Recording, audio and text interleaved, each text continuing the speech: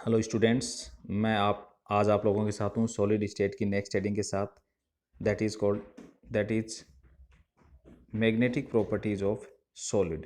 Magnetic properties initially question put up होता है, solids हैं, मैग्नेटिक प्रॉपर्टीज क्यों शो करते हैं। हमें पता है जितने भी सब्सटेंस हैं, सॉलिड हैं, उन सब के पास जो भी मैटर होता है उन सब के पास क्या होता है, इलेक्ट्रॉन्स अवेलेबल हैं। इलेक्ट्रॉन्स क्या होता है, एक डेफिनेट सर्कुलर पाथ में न्यूक्लियस के सराउंडिंग में क्या करते हैं, मूवमेंट करते हैं। और इलेक्ट्रॉन एक चार्ज पार्टिकल है। तो ओरेस्टेड एंड फेराडे कंसेप्ट के अकॉर्डिंग जहाँ चार्ज में वेरिएशन क्रिएट होता है, मीन्स जहाँ इलेक्ट्रिक फील्ड में वेरिएशन क्रिएट होता है, उसके सराउंडिंग में एक मैग्नेटिक फील्ड क्रिएट होता है। और इसके अपोजिट जहाँ मैग्नेटिक फील्ड में वेरिएशन होगा उसके सराउंडिंग में क्या होता है, इलेक्ट्रिक फील्ड क्रिएट होता है। तो यहाँ कंसेप्ट कौन सा कर रहा है, एक चार्ज पार्टिकल मतलब इलेक्ट्रॉन चार्ज पार्टिकल है, मूवमेंट कर रहा है, तो उसके सराउंडिंग में क्या क्रिएट होगा, एक मैग्नेटिक फील्ड क्रिएट होता है। मींस जितने भी जो भी इलेक्ट्रॉन्स हैं वो इलेक्ट्रॉन्स किसकी तरह बिहेव करते हैं, एक टिनी मैग्नेट की तरह बिहेव करते हैं। और जितने भी सॉलिड्स हैं उन सब का एक अपना इंटरनल मैग्नेटिक फील्ड होता है। ये इंटरनल जो मैग्नेटिक फील्ड होता है वो इंटरनल इंटरनल जो मैग्नेटिक फील्ड है वो एक्सटर्नल मैग्नेटिक फील्ड से एक्सटर्नल मैग्नेटिक फील्ड के बिहाफ पे दो टाइप से बिहेव करता है। या तो वो एक्सटर्नल मैग्नेटिक फील्ड से रिपेल होता है, या वो एक्सटर्नल मैग्नेटिक फील्ड से क्या होता है, अट्रैक्ट होता है। तो किस टाइप के सॉलिड हैं एक्सटर्नल मैग्नेटिक फील्ड से रिपेल होंगे, और किस टाइप के सब्सटेंस है एक्सटर्नल मैग्नेटिक फील्ड से अट्रैक्ट होंगे, ये डिपेंड करता है उनके इलेक्ट्रॉनिक कॉन्फ़िगरेशन पे, इलेक्ट्रॉनिक स्ट्रक्चर पे। इसी इलेक्ट्रॉनिक स्ट्रक्चर के अकॉर्डिंग हम सॉलिड्स को जनरली 5 टाइप से क्लासिफाइड कर रहे हैं। पहली क्लास हमारे पास है डाईमैग्नेटिक। डाईमैग्नेटिक वो सॉलिड्स होते हैं जिनमें सब के सब इलेक्ट्रॉन्स क्या होते हैं, पेयर्ड इलेक्ट्रॉन होंगे। और सब के सब इलेक्ट्रॉन पेयर्ड होने से उनका टोटल मैग्नेटिक मूवमेंट क्या हो जाएगा, जीरो हो जाएगा। टोटल मैग्नेटिक मूवमेंट जीरो क्यों होगा, उसका रीजन देखिए आप। सपोज जैसे एक पर्टिकुलर जो ऑर्बिटल है, जैसे एस ऑर्बिटल की बात करें तो मैक्सिमम 2 इलेक्ट्रॉन होंगे। पी ऑर्बिटल की बात करें तो मैक्सिमम हमारे पास 6 इलेक्ट्रॉन होंगे। यानी ऑर्बिटल की बात करें तो ऑर्बिटल में तो कितने होंगे, पी एक्स में भी 2 होने हैं, पी वाई में भी 2 होने हैं, और पी जेड में भी 2 होने हैं। और सिमिलरली यही कंडीशन अपन डी ऑर्बिटल्स के रेस्पेक्ट में देखें तो वहाँ पे भी मैक्सिमम। तो S2 P6 फुलफिल ऑर्बिटल्स की बात की जा रही है। और D10 की जब बात की जा रही है तो D10 में टोटल फुलफिल ऑर्बिटल होने से इन इलेक्ट्रॉन्स का जो स्पिन होता है, स्पिन क्वांटम नंबर के अकॉर्डिंग इनका जो स्पिन होता है वो क्या होता है, ऑपोजिट स्पिन होने से 50% इलेक्ट्रॉन होते हैं वो क्लॉकवाइज रोटेट होते हैं, यानी उनके लिए स्पिन क्वांटम नंबर की वैल्यू क्या होगी, +½ होगी। और 50% इलेक्ट्रॉन क्या होते हैं, एंटी क्लॉकवाइज रोटेट होते हैं, जिनके लिए स्पिन क्वांटम नंबर की वैल्यू क्या होगी, -½ होगी। तो इनका टोटल मैग्नेटिक मोमेंट कितना हो जाएगा, जीरो हो जाएगा। तो इन टोटल मैग्नेटिक मोमेंट से जीरो होने से ऐसे जो सब्सटेंस होते हैं वो एक्सटर्नल मैग्नेटिक फील्ड से क्या होते हैं, रिपेल्ड होते हैं। टोटल मैग्नेटिक मोमेंट इनका जीरो होता है, और सब के सब इलेक्ट्रॉन्स क्या होते हैं, पेड। इन शॉर्ट ये 3 वर्ड याद रख सकते हैं, डाईमैग्नेटिक जिनमें सब इलेक्ट्रॉन्स पेड होंगे, एक्सटर्नल इनका टोटल मैग्नेटिक मोमेंट जीरो होगा, और एक्सटर्नल मैग्नेटिक फील्ड से क्या होते हैं, रिपेल होते हैं। इस डायग्राम के अकॉर्डिंग आप देख सकते हैं मैग्नेटिक लाइन है वो सॉलिड से बाहर की तरफ जा रही है। एग्जांपल जैसे Zn है तो Zn में क्या होता है, D10 होता है, Zn2+ में स्कैंडियम में क्या होता है, D0 होता है, सब इलेक्ट्रॉन। ये बेंजीन, जिंक वगैरह इसके एग्जाम्पल होंगे। तो ये सब्सटेंस है वो क्या है, डाईमैग्नेट, जो एक्सटर्नल मैग्नेटिक फील्ड से क्या होते हैं, रिपेल होते हैं। सेकेंड क्लास इसमें हमारे पास आ जाती है पैरामैग्नेटिक सब्सटेंस। पैरामैग्नेटिक सब्सटेंस इसमें एटलीस्ट 1 और मोर अनपेड इलेक्ट्रॉन होंगे। एक या एक से ज़्यादा अनपेड इलेक्ट्रॉन होने से उनके लिए जो टोटल मैग्नेटिक मोमेंट है वो जीरो नहीं होगा। टोटल मैग्नेटिक मोमेंट जीरो क्यों नहीं हुआ, क्योंकि उसमें कुछ इलेक्ट्रॉन्स ऐसे होंगे या तो जो +½ में होंगे, इसके लिए माइनस, यानी ऑपोजिट स्पिन इलेक्ट्रॉन अवेलेबल नहीं है तो उसकी कुछ ना कुछ वैल्यू रहेगी। ऐसे जो सब्सटेंस होते हैं ऐसे सब्सटेंस जिनके लिए मैग्नेटिक मोमेंट की जो वैल्यू है, मैग्नेटिक मोमेंट वैल्यू क्या नहीं हुई, जीरो नहीं हुई, वो सब्सटेंस एक्सटर्नल मैग्नेटिक फील्ड से क्या होते हैं, अट्रैक्ट होते हैं। एक्सटर्नल मैग्नेटिक फील्ड से अट्रैक्ट होंगे। ये अट्रैक्शन आप देख पा रहे हो, मैग्नेटिक लाइन उस पर्टिकुलर सॉलिड के अंदर से जा रही है, मैग्नेटिक मोमेंट की कुछ ना कुछ वैल्यू होगी, जीरो नहीं होगी। ऐसे सब्सटेंस क्या कहलाते हैं, पैरामैग्नेटिक सब्सटेंस कहलाते हैं। तो पैरामैग्नेटिक के लिए 3 कीवर्ड क्या हो गए, एटलीस्ट 1 इलेक्ट्रॉन, एटलीस्ट 1 और more unpaired electron, total magnetic moment does not equal to zero, and they are attracted by the external magnetic field. ठीक है, वही 3 पोरिएशन हो गए। अब इसमें एक पॉइंट और आ रहा है, जो ये पैरामैग्नेटिज्म है ये एक टेम्परेरी इफेक्ट होता है। टेम्परेरी इफेक्ट मतलब ये सब्सटेंस मैग्नेट की तरह बिहेव कब तक करेगा, जब तक ये एक्सटर्नल मैग्नेटिक फील्ड अवेलेबल है तब तक मैग्नेट की तरह बिहेव करता है। जैसे हमने इसमें से एक्सटर्नल मैग्नेटिक फील्ड रिमूव कर दिया, ये क्या होता है, कॉमन सब्सटेंस की तरह बिहेव करने लग जाता है। तो ये 2 क्लासेज हो गई, कौन कौन सी, डाईमैग्नेटिक हो गया और पैरामैग्नेटिक हो गया। डाईमैग्नेटिक में क्या होंगे, सब इलेक्ट्रॉन्स क्या होंगे, पेयर्ड होंगे। इसमें इलेक्ट्रॉन कैसे होंगे, अनपेयर्ड होंगे। इसमें टोटल मैग्नेटिक मोमेंट जीरो हो गया, इसका मैग्नेटिक मोमेंट क्या होगा, जीरो नहीं होगा। ये क्या होते हैं, एक्सटर्नल मैग्नेटिक फील्ड से क्या होते हैं, रिपेल होते हैं, और ये एक्सटर्नल मैग्नेटिक फील्ड से क्या होते हैं, अट्रैक्ट होते हैं। ठीक है, ये 3 पॉइंट के अपन इसको डिफ्रेंशिएट भी कर सकते हैं।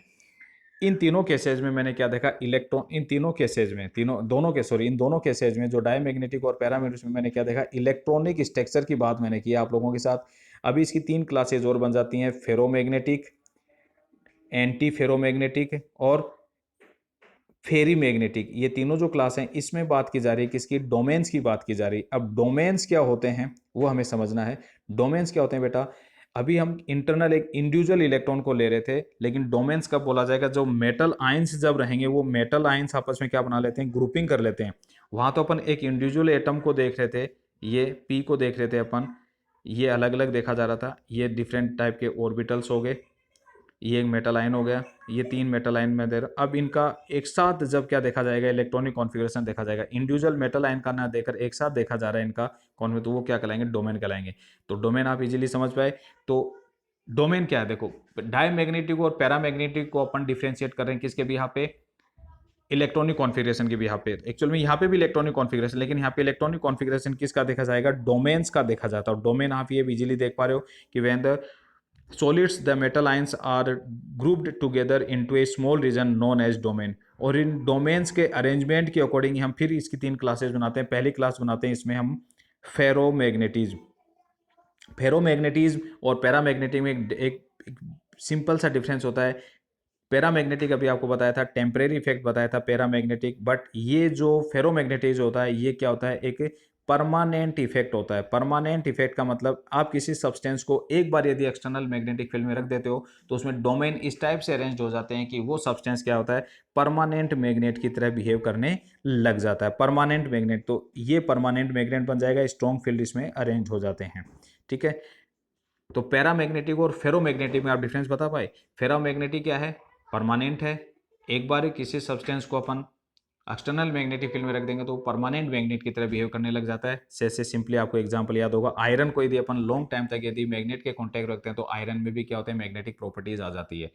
और पैरामैग्नेटिक क्या होता है, करता तो मैग्नेट की तरह बिहेव, लेकिन कब तक, जब तक वो एक्सटर्नल मैग्नेटिक फील्ड में रखा हुआ है। दूसरा डिफरेंस, पैरामैग्नेटिक में हमने क्या देखा था, इलेक्ट्रॉनिक स्ट्रक्चर देखे, जबकि फेरोमैग्नेटिक में क्या देख रहे हैं, हम डोमेन स्ट्रक्चर्स की बात कर रहे हैं। सेकंड पॉइंट इसमें आता है हमारे पास एंटी फेरोमैग्नेटिक। एंटी फेरोमैग्नेटिक की डोमेन के बिहाफ पे दूसरी क्लास आ जाती है। डोमेन के बिहाफ पे दूसरी क्लास क्या होगी, इसमें एंटी फेरोमैग्नेटिक में जो डोमेन्स होंगे ना, वो डोमेन्स एक दूसरे के पैरेलल और एंटी पैरेलल अरेंज रहते हैं। पैरेलल और एंटी पैरेलल एक दूसरे के इस टाइप से अरेंज रहते हैं, और हमेशा इनका जो नंबर होता है वो इवन होता है। तो जैसे ऑपोजिट स्पिन इलेक्ट्रॉन एक दूसरे के इफेक्ट को कैंसिल करते हैं, वैसे ये डोमेन्स भी क्या करते हैं, एक दूसरे के इफेक्ट को क्या कर देते हैं, कैंसिल कर देते हैं। तो इस केस में भी टोटल मैग्नेटिक मूवमेंट क्या बन जाता है, जीरो बन जाता है। तो भी एक तरीके से डायमैग्नेट की क्लास हो गई, लेकिन डायमैग्नेट में क्या था, इलेक्ट्रॉनिक स्ट्रक्चर देखा जा रहा था, और यहाँ पे क्या देखा जा रहा है, डोमेन का अरेंजमेंट के अकॉर्डिंग जो देखा जा रहा है ये एंटी फेरोमैग्नेटिक होता है। इसमें एंटी पैरेलल मैग्नेटिक डाइपोल्स एक दूसरे को क्या करते हैं, कैंसिल करके क्या बना लेते हैं, जीरो मैग्नेटिक मूवमेंट रखेंगे। इसका एक कॉमन एग्जांपल हम बता सकते हैं, ये मैंगनीज के कुछ ऑक्साइड्स होते हैं जो एंटी फेरोमैग्नेट की तरह बिहेव करते हैं। इसी डोमेन के बिहाफ पे हमारे पास तीसरी क्लास जो आती है, वो तीसरी क्लास, थर्ड क्लास जो हमारे पास आती है, वो आती है फेरी मैग्नेटिक।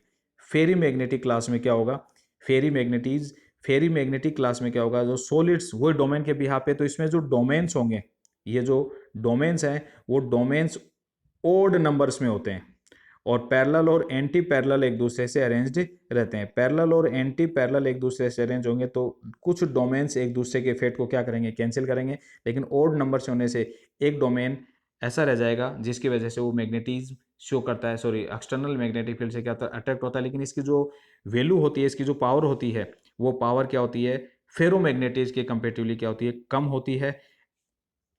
इसके एग्जाम्पल हमारे पास है आयरन के कुछ ये ऑक्साइड हैं, iron metal ferrites, metal ferrites आ गए, या आयरन का ये iron second third oxide. Iron second third oxide कैसे बना है, इसमें आयरन का सेकंड ऑक्साइड भी है FeO, और आयरन का थर्ड ऑक्साइड भी है Fe2O3, ये दोनों मिलकर क्या बनते हैं हमारे पास, Fe3O4 बन जाता है। इस पर्टिकुलर तीन स्ट्रक्चर जो हैं ये डोमेन के बिहाफ पे मैंने यहाँ पे समझाया। इसमें पहले केस में आप देख पा रहे हैं सभी जो डोमेन्स हैं वो एक ही रेंडमली अरेंज्ड हैं, एक ही डायरेक्शन में अरेंज्ड है, तो एक दूसरे के इफेक्ट को कैंसिल नहीं कर पाए। एंटी फेरो में क्या किया, ये इवन नंबर में है 1 2 3 4 5 6, तो ये एक दूसरे के इफेक्ट को क्या करके कैंसिल, तो इसमें टोटल मैग्नेटिक मूवमेंट क्या हो गया, 0 हो गया। और फेरी मैग्नेटिक में हम क्या देख पा रहे हैं, ये ओड नंबर में अवेलेबल हैं, तो एक दूसरे के इफेक्ट को कैंसिल नहीं कर पाए। फाइनली आप एक लास्ट पॉइंट और याद रखेंगे कि जो ये फेरोमैग्नेटीज हैं और फेरी मैग्नेटिक जो सब्सटेंस है वो हाई टेम्परेचर भी किस में कन्वर्ट हो जाते हैं, पैरामैग्नेटिक में कन्वर्ट हो जाते हैं। तो फाइनली हम क्या है, मैग्नेटिक प्रॉपर्टीज के अकॉर्डिंग सॉलिड की 5 क्लास बन गई।